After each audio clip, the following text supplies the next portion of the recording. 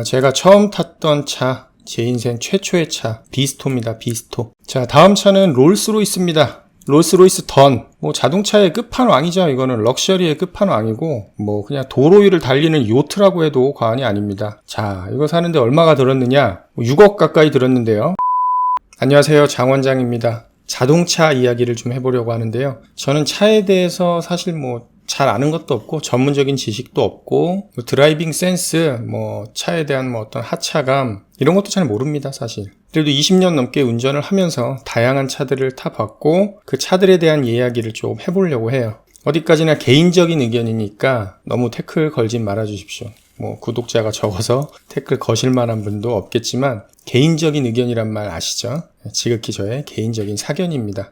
제가 처음 탔던 차, 제 인생 최초의 차, 한국 경차 비스토입니다. 비스토. 이렇게 딱 노란색 비스토를 처음 중고차로 샀고요. 한 13만 킬로 정도 타고 굉장히 오래된 차였고 제 기억에 아마 한 260만 원 정도 가격을 주고 샀던 것 같아요. 이 경차를 타고 경주에서 서울까지 한의대 다니는 동안 왔다 갔다도 많이 하고 장거리도 참 많이 뛰었습니다. 제 인생의 첫 차기도 하고 선택의 여지가 없었기 때문에 당연히 돈 때문에 선택의 여지가 없었죠. 경차를 탈 수밖에 없었는데 정말 경차는 어떤 용도에 맞는 딱 그런 활용 외에는 장거리 이동을 한다거나 정말 안정성 면에서는 정말 권하고 싶진 않아요. 이것 타고 고속도로 달리는 동안 정말 생명의 위협을 많이 느꼈습니다.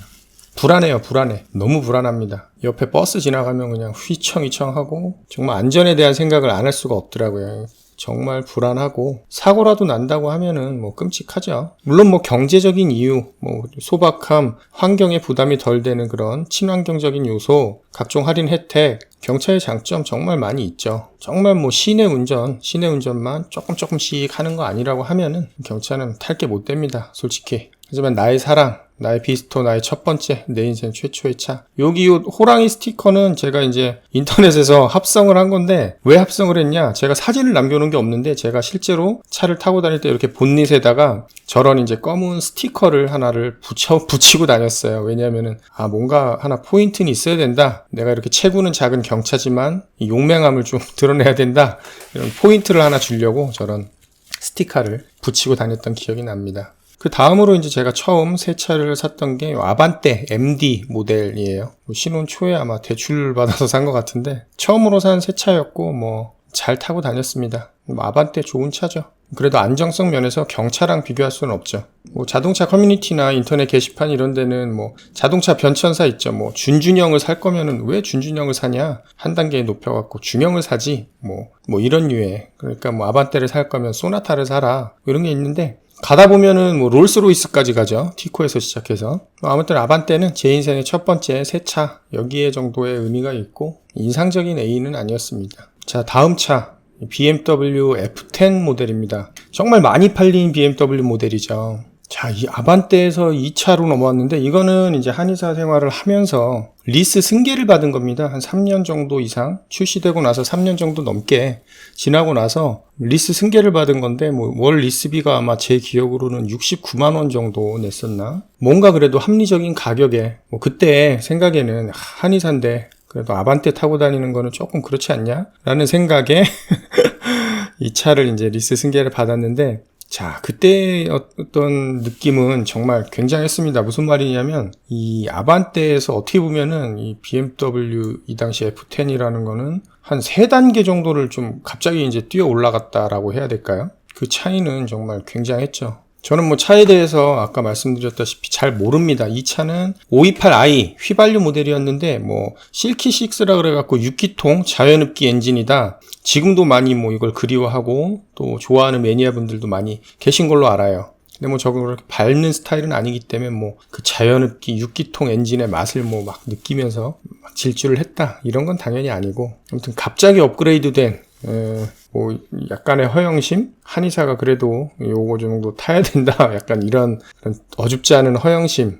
그런 것들이 결합해갖고 그렇다고 새 차를 산 것도 아니고 중고차를 아주 좀 합리적인 가격이라고 생각하는 어떤 그런 차를 리스 승계를 받아서 아주 잘 타고 다녔죠. 자, 이어서 다음 차도 BMW입니다. 요건 F10 다음에 G30. 지금까지도 이제 페이스리프트는 모델이 나왔지만 지금까지도 돌아다니고 있는 어떤 신형 BMW예요. 5 시리즈고요, 역시. 자, 이 차는 뭐 정말 좋습니다. 여러 가지 옵션들이 정말 다 있었고, 이 당시 이제 자율주행, 뭐 손 안 대고 자율주행하는 어떤 그런 기술들도 이제 처음 들어가기 시작했을 때고요. 정말 뭐 옵션 같은 게 끝내줘요. 사실 뭐 지금 생각하면 뭐 지금 차들에서는 뭐 그다지 특별한 게 아닐 수도 있는데, 뭐 360 서라운드 뷰라든가 뭐 트렁크 손 안 대고 발로 밑에 이렇게 해갖고 뭐 여는 거라든가, 뭐 다양한 옵션들, 자율주행 이런 옵션들이 돼 있었고, 뭐 타기에 참 정말 좋은 차였습니다. 제가 도어라이트 이거 좀 유치할지 모르겠지만 BMW 나오는 거 요거를 좀 달아놨는데,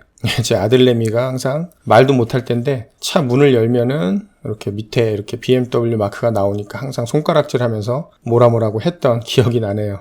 자, 이렇게 5 시리즈를 2번 연속을 타고, 물론 뭐 9형 5 시리즈 리스 승계에서도 타보고, 제가 이 신형 G30은 나오자마자 이제 샀어요. 전액 할부로 샀습니다. 뭐 현금을 제가 많이 갖고 있는 게 없었어 갖고 전액 할부로 샀는데, 차 자체는 좋은데 문제는 뭐냐, 이 BMW는 확실히 할인 안 받고 그냥 뭐 처음에 사거나 이러면은 그냥 호구되는 겁니다. 호구되는 거예요. 왜냐하면 뭐 조금만 있으면은 뭐 1000만 원씩 할인하고 하니까, 이 차 역시 뭐 지나고 나니까 뭐 할인이 또 많이 들어갔죠. 그럼 뭐 모르고 샀냐? 그런 건 아니었습니다. 알고는 있었는데, 뭐 그 전에 차가 리스 끝날 때가 딱 되고 마침 또 신차가 출시되고, 그리고 한의원 바로 옆에 걸어서 1분 거리가 또 BMW 매장이 있어요. 그래갖고 뭐 여차저차 하다 보니까 또 충동 구매를 해버렸는데, BMW는 그렇게 타는 차 아닙니다. 이거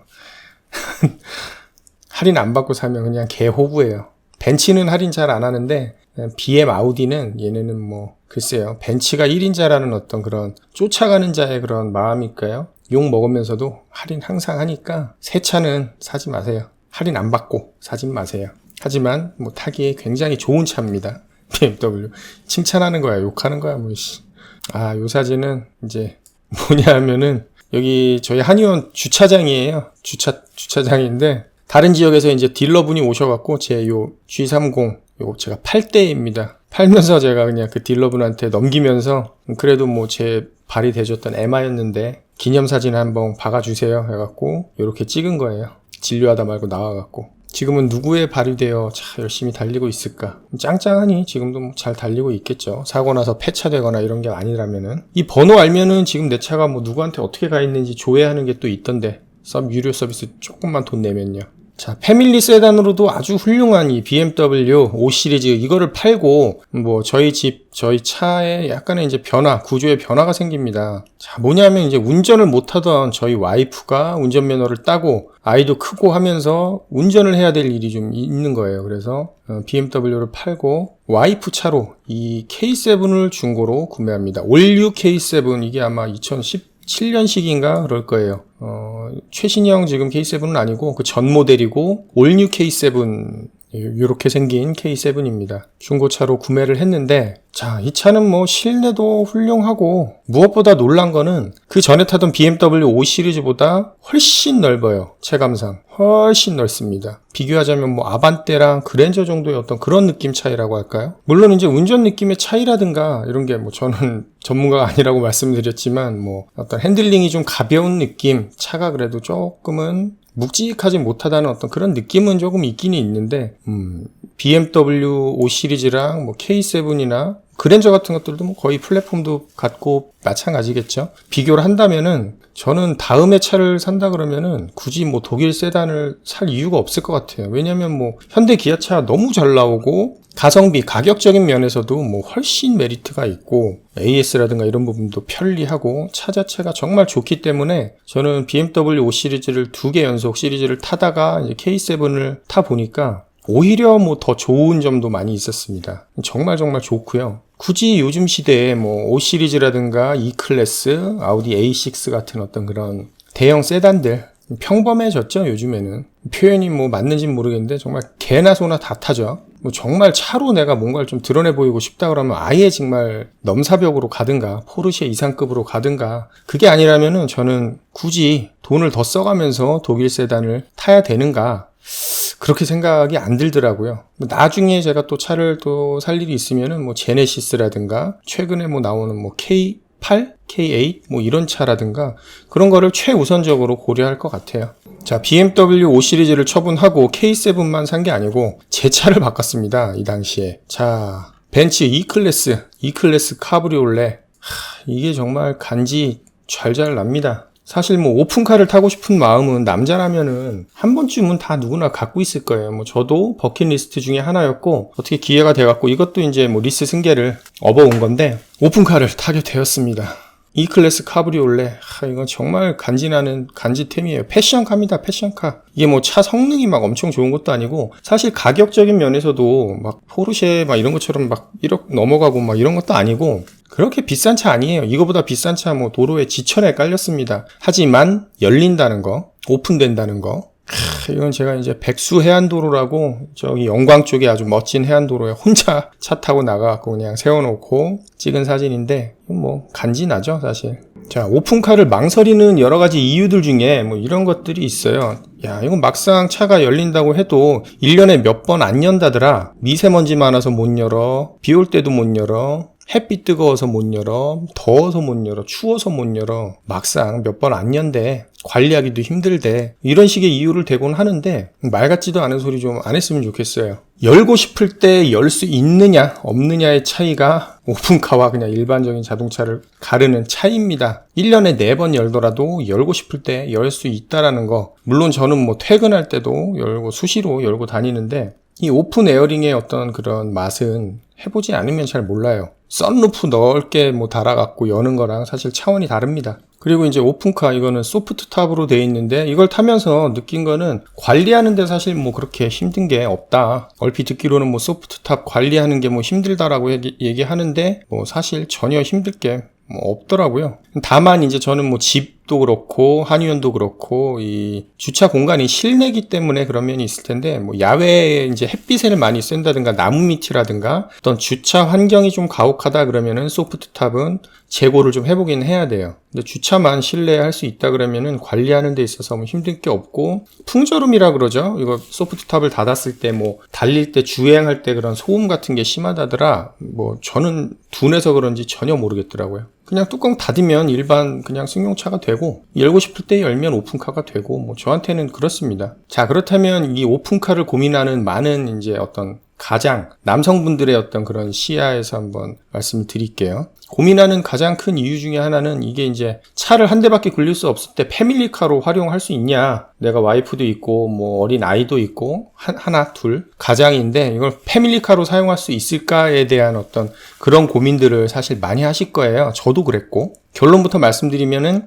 패밀리카로 충분히 활용은 가능합니다. 자, 이 사진 보면은 여기 카시트가 보이실 거예요. 뒷자리에. 제가 뭐 이거는 사실 잠깐 달았다가 요즘에는 안 다는데 아이를 태우고도 이제 많이 다녔고 이걸로 뭐 광주에서 뭐 부산까지도 가고 멀리 다닌 적도 있고 그렇습니다. 근데 뭐 그렇게 안 불편해요. 4인승 요 소프트탑 카브리올레 차는 특히 뭐 벤츠는 E클래스 기반이니까 실내 공간이 뒷자리가 이제 뒷좌석이 조금 세워져 있고 그래갖고 오래 장거리 가기에는 조금 불편한 감이 있지만 뒷자리 충분히 활용 가능하고 카시트 태울만 하고요. 오히려 오픈을 하고 아이를 태우면은 더 편한 점도 있을 정도니까 뭐 그 부분은 큰 문제가 되지 않고요. 다만 이제 탑을 오픈했을 때 트렁크 공간이 상당히 작아져요.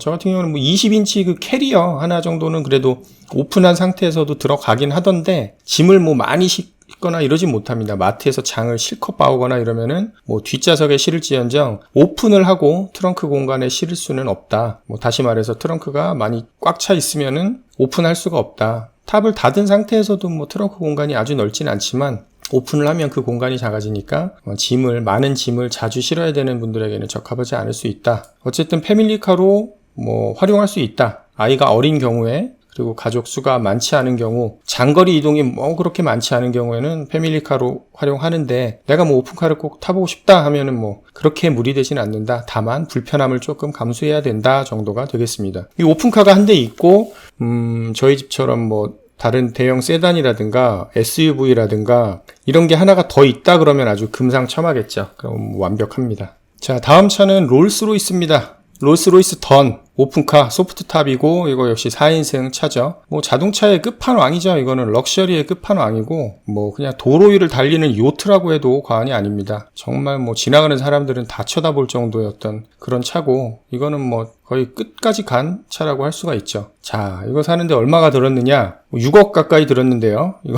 근데 이거는 제 차가 아니고 제가 아는 분의 차입니다. 제가 뭐 직접 좀 몰아도 보고 이날 열심히 탔는데 제 차가 아니고요. 제 지인 차입니다. 이거는. 아니 뭐 한의사가 물론 뭐 좋은 차 타고 돈을 굉장히 잘 버는 한의사 분들도 계시겠지만 제가 뭐 진료해갖고 이런 차를 살 수는 없을 것 같고요. 저는 돈을 쫓는 한의사는 아닙니다. 환자분들의 치료 그리고 환자분들의 안녕이 무엇보다 중요하고 양심적으로 진료를 하기 위해서 노력하고 있는 장원장이 되겠습니다. 뭐 롤스로이스 같은 차는 다시 태어나면 한번 열심히 일해서 한번 타보는 걸로 하고 지금 정도의 좀 차는 만족을 하고 살려고 해요. 제가 뭐 타봤던 차들을 중심으로 해서 차에 대한 이야기를 한번 그냥 주저리 떠들어 봤는데 영상 초반에 말씀드린 것처럼 그냥 제 생각을 떠든 거니까 그냥 재미로만 흘려 들으셨으면 좋겠습니다. 영상 봐주셔서 감사하고요. 다른 영상으로 또 찾아뵙겠습니다. 감사합니다.